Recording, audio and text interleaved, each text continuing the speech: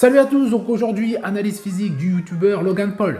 Donc ce youtubeur très connu est né le 1er avril 1995. Il mesure 1m88 pour environ 90 kg au top de sa forme. Pour son top niveau en matière d'entraînement, il s'entraîne 5 à 6 fois par semaine, le jour de repos et le dimanche avec pas mal d'exercices de cardio, mais également des entraînements de boxe et bien sûr de musculation. Donc je vous mets tout de suite les screens de son entraînement.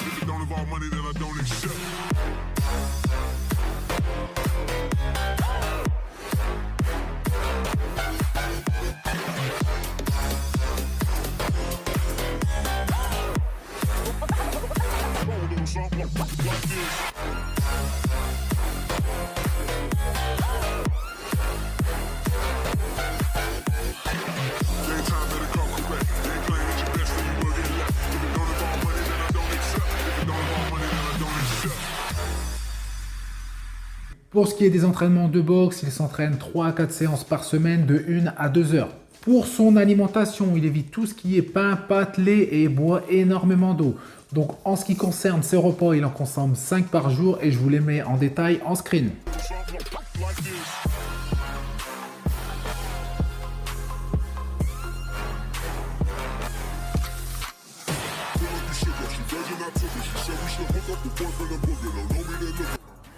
Hey, welcome back to Countdown to Fight Night with me, Jake Paul's brother.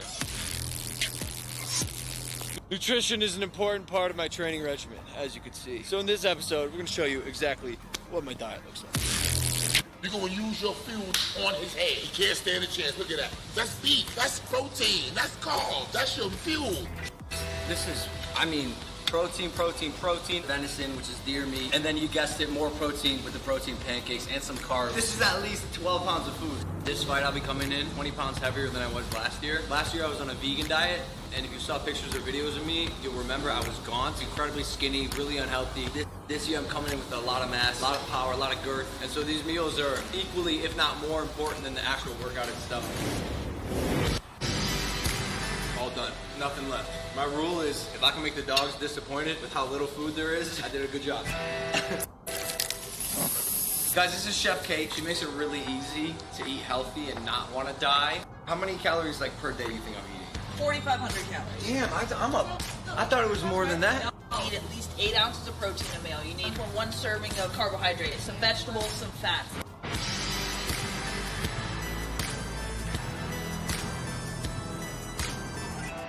What are you eating there, champ?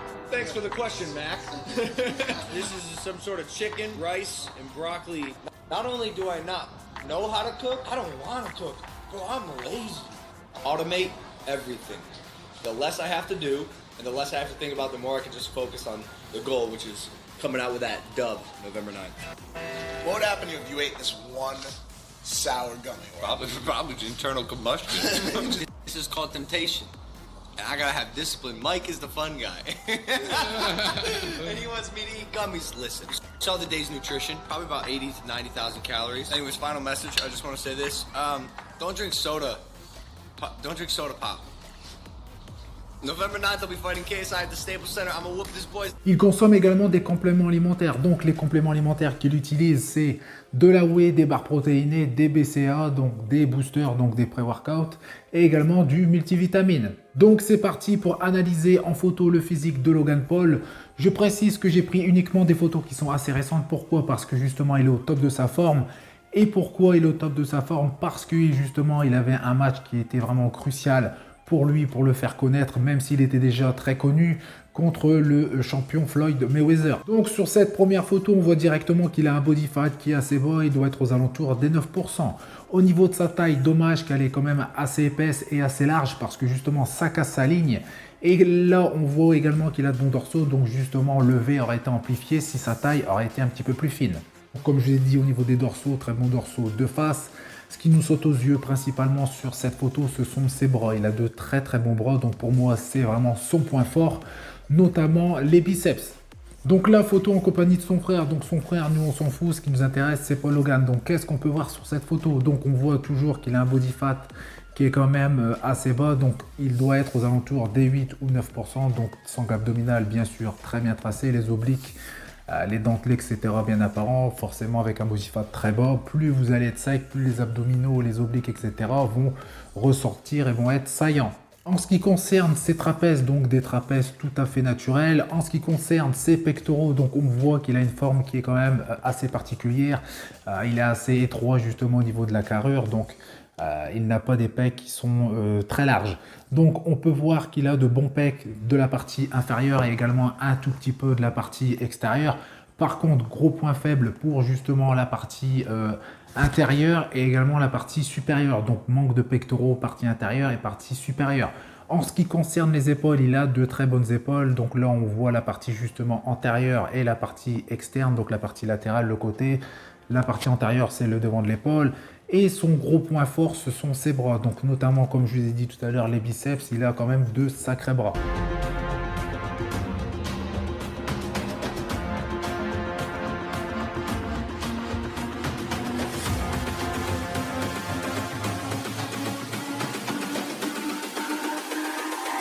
It's all about humanity.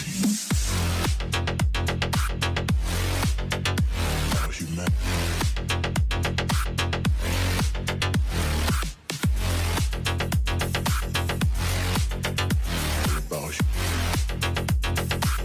It's all about humanity. About humanity.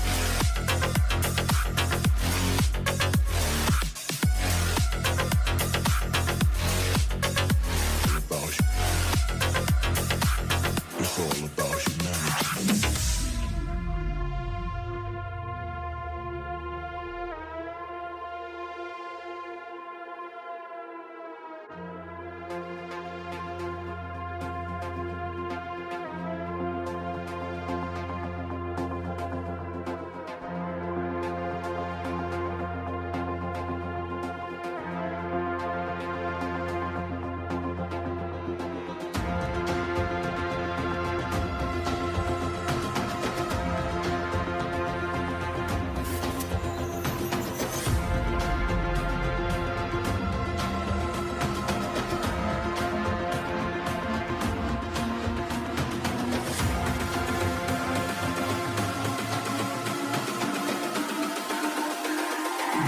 It's all about humanity. About humanity.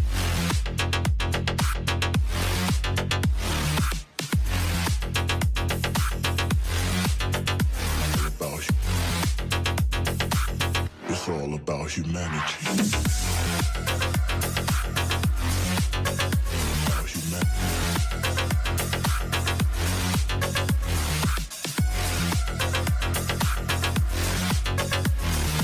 Donc sur cette photo en plein entraînement de boxe, donc ça se voit, il est congestionné, il est en sueur. Au niveau du body fat, toujours très bas comme je vous ai dit tout à l'heure. On voit, comme je vous ai dit également, qu'il a de très bons bras, notamment le point fort de son physique, ce sont ses biceps. Les épaules également, de très bonnes épaules. Donc là, on voit très bien la partie externe bien congestionnée, bien galbée. La partie justement antérieure également au niveau de ses trapèzes, des trapèzes tout à fait naturels, rien d'extraordinaire. Au niveau des pectoraux, comme je l'ai dit tout à l'heure, il manque de la partie supérieure et ça se voit également clairement sur cette photo. Donc là, j'ai choisi justement cette photo pour vous montrer le avant et après. Donc le avant, c'est-à-dire entre guillemets en prise de masse, donc un peu plus gras, un peu plus flotteux. Et la photo de droite, là, il est complètement déchiqueté. Donc la photo de gauche en débardeur, dommage qu'il n'était pas torse nu. Donc ça aurait été un petit peu mieux pour comparer le avant-après. Donc prise de masse sèche. Donc là, qu'est-ce qu'on peut voir sur la photo de gauche en débardeur? Que son body fat est aux alentours des 11 à 12%. Et pour moi, 11 à 12%, c'est le body fat parfait pour rester très propre à longueur d'année. Ce n'est pas très difficile à maintenir au niveau de l'alimentation. Vous avez envie de vous faire plaisir, il n'y a pas de souci. Et lorsque vous allez démarrer justement votre sèche, vous allez arriver très vite à votre objectif. Donc là, concernant son physique, on voit qu'il a de bons trapèzes. Ils m'ont l'air même un petit peu plus massifs que lorsqu'il est en sèche. Les épaules, de très bonnes épaules, partie latérale, partie antérieure bien développée, de très bons bras notamment. Les biceps, on voit également un petit peu ses pecs et ils sont justement en meilleures conditions que lorsqu'il est en sèche. Partie extérieure, partie basse et même partie supérieure bien développée. Donc j'ai analysé quelques photos de face, donc là on va passer à une photo de dos. Donc tout à l'heure on ne voyait pas si le deltoïde postérieur était bien développé, donc là on a la réponse. Postérieur de l'épaule très bien développé. Au niveau des trapèzes, de très bons trapèzes. De toute façon, tout le dos est bien développé et on voit qu'il a une très bonne épaisseur. Au niveau de la largeur, j'ai mis une photo qui était la première. On le voyait justement faire un double biceps de face. On voit qu'il a une très bonne largeur de dos. Le seul problème, c'est parce qu'il a une taille qui est quand même assez épaisse, donc ça lui casse un petit peu sa ligne. Donc on a analysé quelques photos de face, une photo de dos, donc bien sûr on va passer au niveau de la partie inférieure de son physique. Donc je parle bien sûr des jambes. Donc c'est la seule photo que j'ai pu trouver où on voit un petit peu ses jambes. J'ai trouvé d'anciennes photos mais là il n'avait pas du tout de jambes, donc là ça ne servait à rien justement de vous les montrer. Donc là je vous ai pris cette photo parce que comme je l'ai dit c'est pratiquement la seule où on voit ses jambes. On voit qu'il a un minimum de jambes, donc elles sont loin d'être ridicules. En plus on voit qu'elles sont très sèches, ils ont des veines bien définies, quadriceps bien apparents. Donc on va dire que ses jambes, il a de bonnes jambes. La dernière photo, la photo qui va suivre, c'est justement pour voir son évolution. Donc là, en ce qui concerne cette photo, on voit que son body fat est toujours très bas. Donc pour moi, je pense que ça doit être la meilleure photo de lui qu'on peut trouver. Donc le body fat 9 à 10%, très bon taux de sèche. Au niveau des pectoraux, comme tout à l'heure, ils ont une forme particulière. La partie basse bien développée, externe également, mais manque de partie interne et de pectoraux supérieurs. Au niveau des trapèzes, là, la photo est prise de bas, donc on ne voit pas trop.